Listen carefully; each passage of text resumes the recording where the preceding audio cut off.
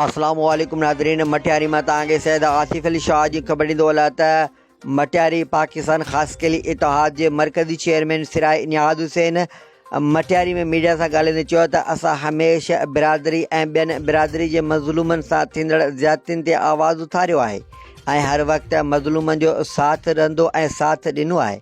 सिराज नियाज़ हुसैन ख़ासि करे चयो त 23 मार्च जो इतिहाद जो बिटशाह में थींदड़ सालानो योम तासीस भरपूर नमूने मल्हाइण जूं तयारियूं जारी आहिनि, जंहिं लाइ पूरे सिंध जे मुख़्तलिफ़ ज़िलनि में इजलास थी रहिया आहिनि। हुन वधीक चयो त सिंध समेत मुल्क में इंतिहाई महांगाई मुल्क जो ॾेवालो कढी छॾियो आहे।